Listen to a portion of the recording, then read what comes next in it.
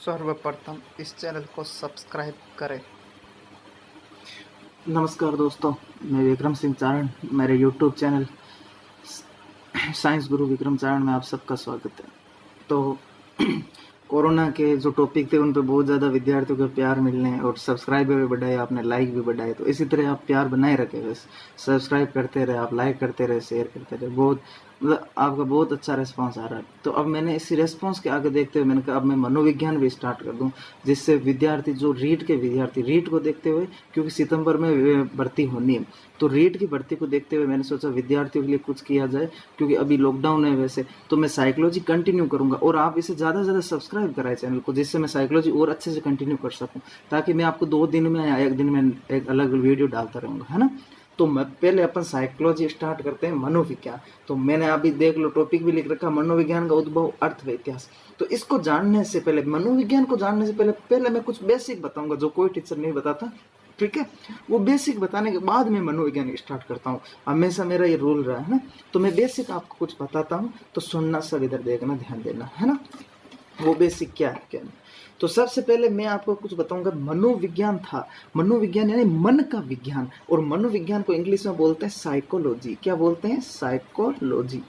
मनोविज्ञान मतलब मन का विज्ञान, साइकोलॉजी, है ना। मन में क्या है वही विज्ञान, है ना भाई। अभी तो इसका अर्थ यही है ना। लेकिन अब वर्तमान में क्या है वो आगे बताऊंगा मैं आपको, वर्तमान में मनोविज्ञान किस रूप में है ना। तो थोड़े से मैं आपको एक चीज लेके चलता हूँ। तो मैं एक तो वैज्ञानिक, और देखो साइंस में होते हैं ना वो होते हैं वैज्ञानिक, और जो साइकोलॉजी मनोविज्ञान में होते हैं वो मनोवैज्ञानिक, है ना। ध्यान रखना आप ये चीज। अब आप कह दो सर साइंस का क्यों बता रहे हो, क्यों? इसका जो जनक है ना मनोविज्ञान का, वो खुद ही साइंस का ही जनक है, ध्यान रखना। मनोविज्ञान का जनक और विज्ञान का जनक एक ही है, ध्यान रखना, है ना। मैं आगे बताऊंगा कैसे, है। तो थेल्स, तो पहला नाम आता है थेल्स, ये वैज्ञानिक था वो, ध्यान रखना, थेल्स। फिर सुकरात, कौन आता है? सुकरात। फिर आता है प्लेटो, कौन आता है? प्लेटो। फिर आता है अरस्तु, कौन आता है? अरस्तु। फिर आता है थियोफ्रेस्टस, कौन आता है? थियोफ्रेस्टस। ठीक है ना, थोड़ा सा ध्यान रखना, है ना। अब थोड़ा सा सुनना, एक बार सुनना। थेल्स कौन था? वैज्ञानिक। तो ये कहाँ का हुआ? साइंस का। किस डिपार्टमेंट का? साइंस का। सुकरात क्या था? मनोवैज्ञानिक। क्या था? मनोवैज्ञानिक। कौन से डिपार्टमेंट? साइकोलॉजी का, ठीक है। प्लेटो क्या था? प्लेटो भी मनोवैज्ञानिक। अरस्तु मनोवैज्ञानिक, साथ में वैज्ञानिक भी था। तो अभी अपन साइकोलॉजी पढ़ रहे हैं, तो अपन अभी मनोवैज्ञानिक पढ़ेंगे, इसको दूसरा नाम ही नहीं लेना अपन को, है ना। और थियोप्रेस्टस मनोवैज्ञानिक था नहीं, क्या था? वैज्ञानिक। केवल क्या था? वैज्ञानिक, मतलब साइंस से था। अब देखो सुनना, तो सबसे पहले थेल्स आता है। ये भी देखो मनोविज्ञान पहले भी थी, और मनोविज्ञान, ये मैं थोड़ा सा ऊपर कर रहा हूँ ना, आप स्क्रीनशॉट लेना चाह रहे बाद में लेना, अभी मत लेना, मैं टाइम दे दूंगा ना। तो मनोविज्ञान पहले भी था। मनोविज्ञान पहले किस रूप में था? दर्शन शास्त्र में था। दर्शन शास्त्र। अब आपके मन में क्वेश्चन उठ रहा है, सर दर्शन शास्त्र क्या होता है? तो दर्शन शास्त्र मतलब सत्य की खोज। किसकी खोज? सत्य की। मतलब आपको सत्य जानना, जैसे आत्मा क्या है, परमात्मा क्या है, ब्रह्म क्या है, ईश्वर क्या है, ये सब दर्शन शास्त्र में। आज आप खेजड़ी में कहते हो गोगा जी, एक कहावत है ना, गाँव गाँव में खेजड़ी, गाँव गाँव में गोगो, है ना। तो आप खेजड़ी में गोगा जी को देख रहे हो, है ना। इसका मतलब आप सत्य, खेजड़ी को सत्य मान रहे हो, और ये होना भी चाहिए, मैं कह रहा हूँ। आज देखो पेड़ पौधे बच्चे ना, अगर सत्य गलत और सही नहीं होगा ना, तो लोग गलत फिर क्या, पाप पुण्य का कर्म ही नहीं समझेंगे, है ना। तो ये चीज सत्य।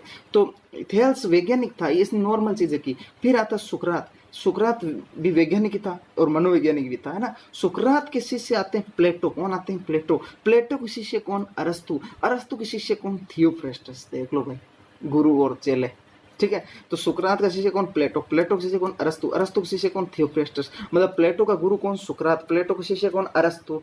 अरस्तु का गुरु कौन? प्लेटो। अरस्तु का शिष्य कौन? थियोफ्रेस्टस। अब थोड़ा सुनना, थेल्स तो कुछ नहीं, साइंस से संबंधित था। सुकरात को प्रश्नोत्तर विधि का जनक बोलते हैं। किस विधि का? प्रश्नोत्तर विधि। प्रश्नोत्तर विधि का जनक कौन? सुकरात। कोई प्रॉब्लम? यहाँ चलो आगे चलते। प्लेटो एक मनोविज्ञान में एक पुस्तक लिखते हैं, दे रिपब्लिक, जिसमें मनोविज्ञान की विषय वस्तु बताते हैं, ध्यान रखना, और कुछ नहीं, ठीक है। तो प्लेटो की पुस्तक कौन? दे रिपब्लिक, ठीक है। अरस्तु, अरस्तु क्या करते हैं? सुनना, अब देखना सब, है ना। तो अरस्तु क्या करेंगे यहाँ पे, अब ध्यान रखना।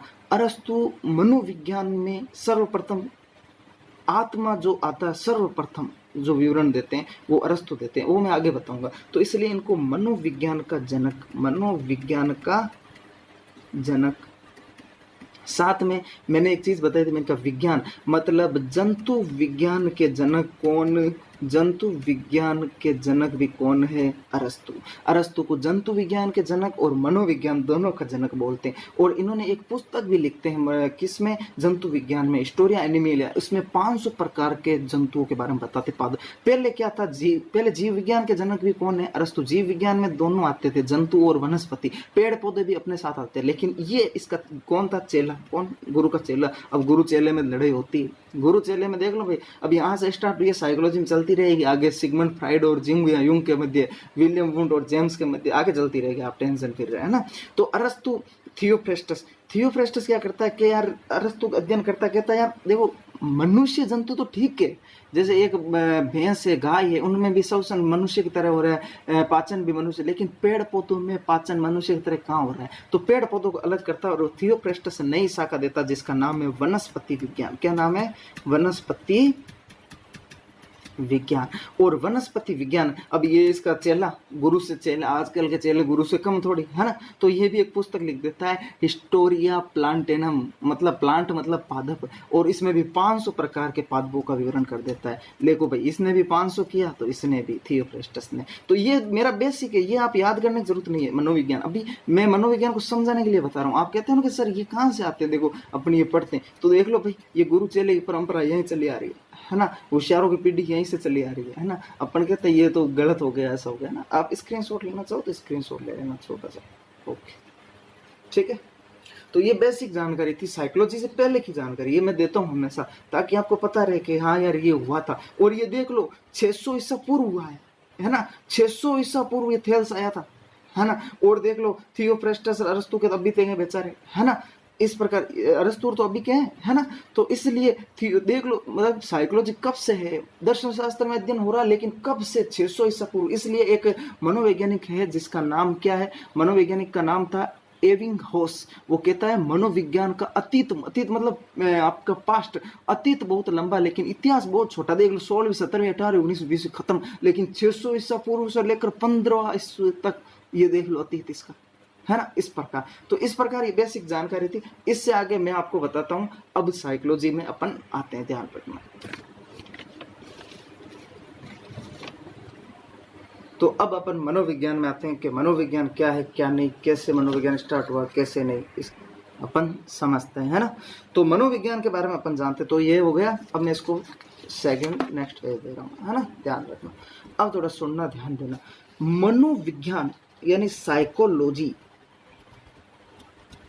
साइकोलॉजी शब्द का सर्वप्रथम प्रयोग किसने किया, तो मनोविज्ञान, मनोविज्ञान शब्द का सर्वप्रथम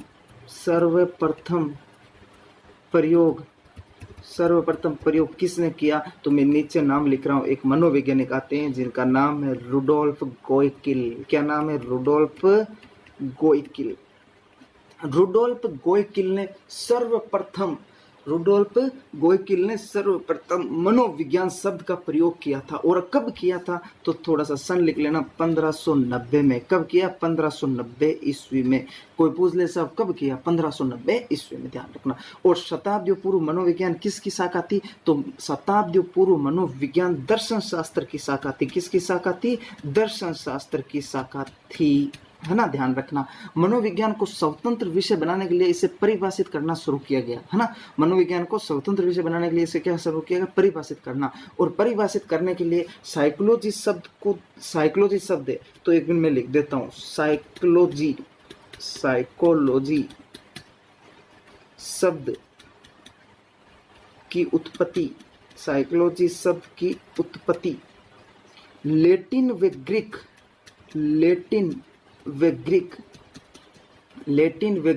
ग्रीक का मतलब यूनानी, लैटिन व यूनानी से हुई है, लैटिन व यूनानी भाषा से हुई है। अब थोड़ा समझना, ध्यान देना। साइकोलॉजी शब्द की उत्पत्ति लेटिन व यूनानी, साइकोलॉजी शब्द की उत्पत्ति लेटिन व यूनानी से हुई है। लेटिन व यूनानी, यूनानी मतलब ग्रीक भाषा है, और वो कहाँ की है? यूनान की, ध्यान रखना। तो वहां से हुई है, ध्यान रखना, है ना। अब आप कहते हो सर ये दोनों एक साथ आ जाए, तो देखो भाई जननी तो इसको लेटिन को मानते हैं लगभग, है ना, लेकिन दोनों एक साथ आ जाए तो आरपीसी प्रायिकता पहले ग्रीक को देती है, फिर किसको देती है? लेटिन को, ध्यान रखना, है ना, इस प्रकार। तो कौन होगी? ग्रीक, फिर कौन होगी? लेटिन, ध्यान रखना। तो साइकोलॉजी शब्द किससे बना? ग्रीक से। और पहली बात अलग अलग आते हैं, अब नो टेंशन रहो, एक साथ का कोई लफड़ा नहीं है। ओके, आपने ले लिया हुआ स्क्रीनशॉट। अब मैं आगे चलता हूँ, थोड़ा सा ध्यान देना, इधर से अब थोड़ा सा अब आगे समझना। देखो मनोविज्ञान, ये तो शब्द की उत्पत्ति का शब्द सर्वप्रथम किसने दिया था? रुडोल्फ गोइकुल 1590 ईस्वी में। किसकी शाखा थी? दर्शन शास्त्र की। और साइकोलॉजी शब्द की उत्पत्ति लेटिन व ग्रीक यूनानी से हुई है। तो एक थोड़ी सी परिभाषा लिख देते हैं एविंगहास की। किसकी? एविंगहास। एविंगहास क्या परिभाषा देता है? तो सुनना, मनोविज्ञान, सब ध्यान देना, इधर देखना। मनोविज्ञान का इतिहास बहुत लंबा है। सॉरी, मनोविज्ञान का अतीत बहुत लंबा है। अतीत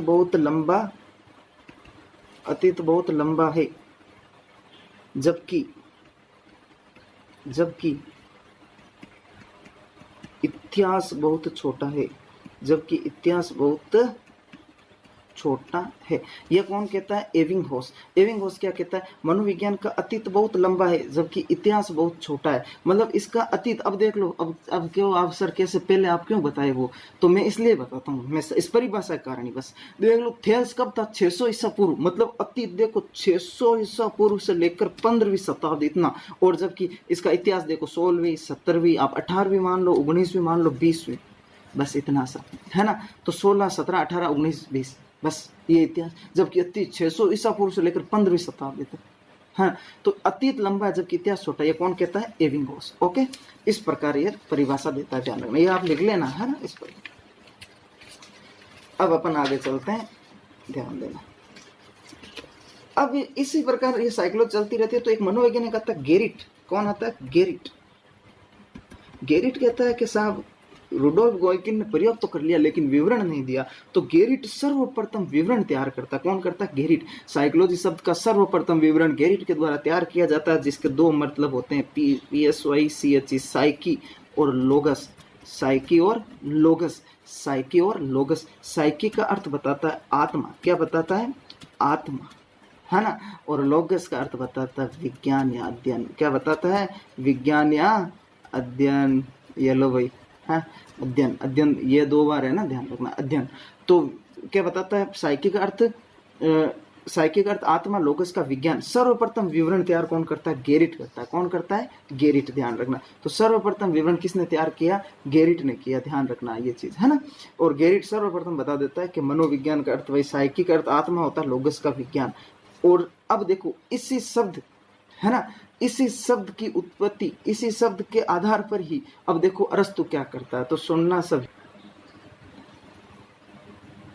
तो अब देखो आगे ध्यान देना, इधर देखना। इसी शाब्दिक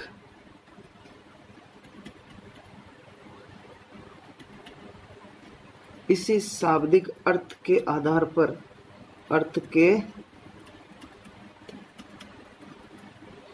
पर, 16वीं शताब्दी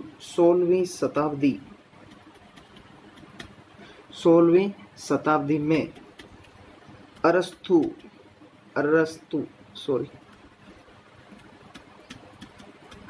का पूरा नाम है एरिस्टोटल। क्या नाम है? एरिस्टोटल, ठीक है ना, ध्यान रखना। ये अरस्तु का साइंस में नाम है, वो ध्यान रखना। तो अरस्तु 16वीं शताब्दी में अरस्तु ने मनोविज्ञान को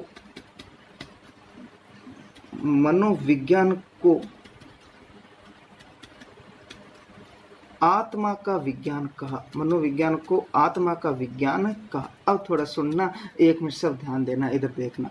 देखो भाई, मनोविज्ञान नाम पड़ा, मन का विज्ञान, और मनोविज्ञान अध्ययन किसका करता है? मनुष्य का। तो कुछ मनोवैज्ञानिक कह अरे मनुष्य है, लेकिन मनुष्य प्रकृति में आ गया, मनुष्य का अध्ययन करो आप, मनुष्य को देखो, मनुष्य क्या है क्या नहीं। तो मनुष्य का अध्ययन करना स्टार्ट किया गया कि मनुष्य का अध्ययन करो। तो अरस्तु क्या कहता है कि अगर मनुष्य का अध्ययन करना है तो उसकी आत्मा का अध्ययन कर लो। अगर आपने उसकी आत्मा का अध्ययन कर लिया तो मनुष्य का अध्ययन हो जाएगा। इसका मतलब अरस्तु कहता है कि आत्मा ही सब कुछ है। भगवान ने पॉजिटिव आत्मा दी है तो वो पॉजिटिव कार्य करेगा, नेगेटिव दी है तो नेगेटिव कार्य करेगा, है ना। ये कोई सत्य बात है क्या? क्या बीड़ी पीना नेगेटिव भगवान ने सिखाया क्या? नहीं। क्या नौकरी लगना भगवान ने सिखाया क्या? नहीं। अपन मेहनत की, नौकरी लग गई, हाँ बीड़ी पी, तो अब गंदे संगति में रहे तो बीड़ी पीना, सिगरेट पीना, ये सीख गए। तो ये भगवान का लेना देना नहीं है कि साहब इसमें भगवान का दोष है। इस ये कहना किसका? अरस्तु का। आत्मा, तो आत्मा का कुछ। तो अब देखो इसके समर्थक कौन कौन थे, इसके समर्थक कौन कौन थे? तो सुनना, सब ध्यान देना। इसके समर्थक है ना। तो समर्थक थे इसके, एक तो गुरुजी प्लेटो, डेकार्टे, ठीक है, प्लेटो था, डेकार्टे था, एक था रुडोल्फ गोइकिल, जो भी बताया था, रुडोल्फ गोइकिल, और सुकरात साहब थे। कौन? सुकरात। ये सब इसके क्या थे? समर्थक, है ना। लेकिन देखो कुछ अपन कहते हैं ना, कुछ चीज अपन सही करने हो जाते गलत हो जाती है। डेकार्टे साहब भी ऐसे ही फंस गए थे। देखो ये बहुत इज्जत करते थे अरस्तु की, लेकिन हुआ क्या कि ये भौतिक विज्ञान के थे। डेकार्टे कहाँ के थे? भौतिक विज्ञान के। ये आत्मा को भौतिक विज्ञान में ले जाकर अध्ययन करना चाहते थे, लेकिन भौतिक विज्ञान में रंग, रूप, आकार, आकृति, अरे आप देखते हो पदार्थ की एक आकृति होती है, ठोस पदार्थ है तो एक आकृति है ना, द्रव है तो एक आकृति है, गैस है तो उसका कुछ तो होगा, गुण होगा उसका कोई गैस का। तो इस प्रकार ना तो आत्मा कोई गुण है, ना आकार है, ना रंग है, ना आकृति। ये फंस गए।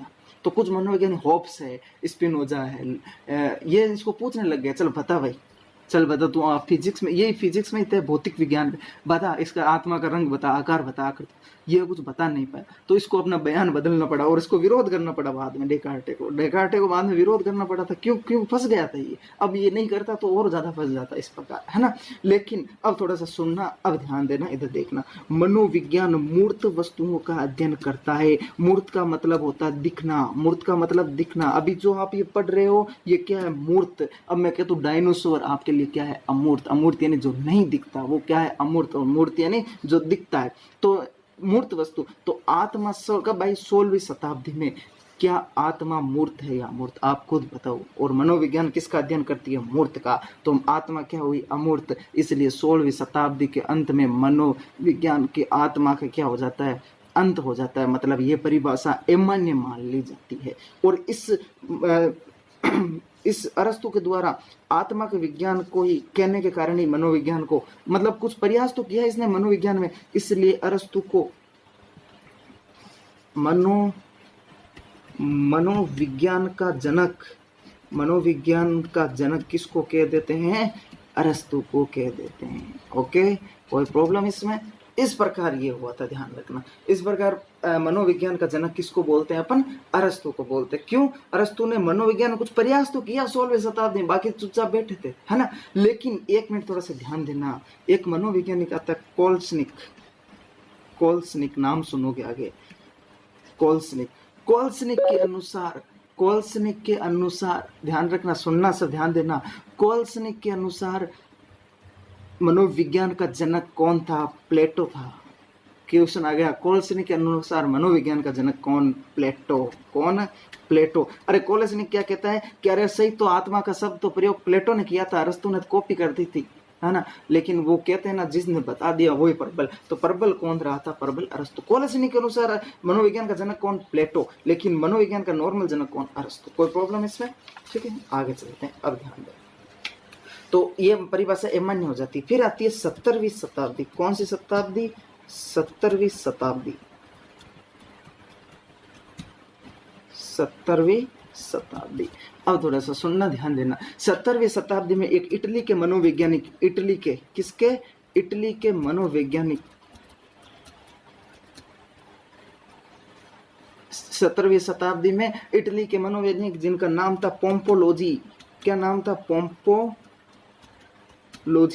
ये पोम्पोलोजी कब? 17वीं शताब्दी में मनोविज्ञान को मन व मस्तिष्क का विज्ञान कहते हैं। मनोविज्ञान को मन व मस्तिष्क का विज्ञान कहते हैं। अरे ये कहते हैं, अरे मन, जब मनुष्य का अध्ययन करना है तो उसका मन व मस्तिष्क अध्ययन कर लो तो मनुष्य का अध्ययन हो जाएगा। क्या ये बात सत्य है क्या?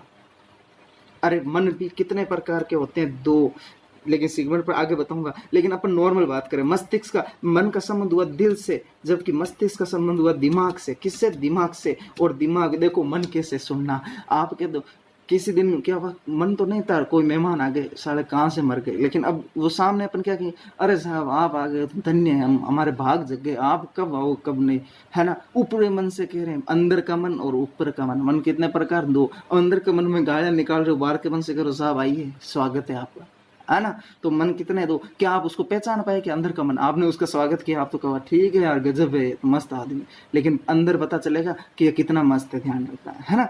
तो मन को आप तो उसका अध्ययन ही नहीं कर पाए, फिर तो ये तो परिभाषा गलत होती है। फिर मस्तिष्क, दिमाग, आप दिमाग से हर चीज सोचते हो, क्या दिमाग में जो क्रियाएं हो रही है वो आप देख पा रहे हो क्या? मेरा मस्तिष्क से आकार देख पा रहे हो, लेकिन अंदर मैं सोच रहा हूँ, जैसे मेरे मस्तिष्क में सोच रहा हूँ कि रामायण, क्या मेरे शब्द अंदर रामायण लिखा हुआ देख रहे हो क्या? देखो सर क्या वो अंदर लिखा हुआ रामायण, वो मेरे मस्तिष्क में देख रहा हूँ, देखा क्या? नहीं। तो ये सब क्या मूर्त है क्या? नहीं है ना। अब थोड़ा सुनना, अभी परिभाषा मान्य नहीं करेंगे, अभी और पढ़ेंगे इसका ना। जब पोम्पोलॉजी से पूछा गया कि साहब बताइए मन व मस्तिष्क के बारे में, तो पोम्पोलॉजी क्या बताते हैं, तो सुनना, कोई भी टीचर नहीं बताएगा, मैं बता रहा हूँ आपको, है ना। तो सुनना पोम्पोलॉजी क्या कहता है। पोम्पोलॉजी कहता है, पहले मन की व्याख्या करता है। पोम्पोलॉजी कहता है जैसे एक कोई रोगी है, उसकी हार्ट अटैक आया, रुधिर वाहिनियां ब्लॉक हो गई, तो अब उसको डॉक्टर देखता है, डॉक्टर उसके मन में क्या कहता है, डॉक्टर कहता है कि उसको ऐसे नहीं कहेगा आपकी रुधिर वाहिनियां ब्लॉक हो चुकी है, डॉक्टर कहता है अरे यार आपकी तो नॉर्मल हुई है, ज्यादा नहीं हुई है। उसके मन में क्या बिठा दिया? नॉर्मल। ये रोगी क्या सोचता है, यार मेरे तो नॉर्मल ब्लॉक है,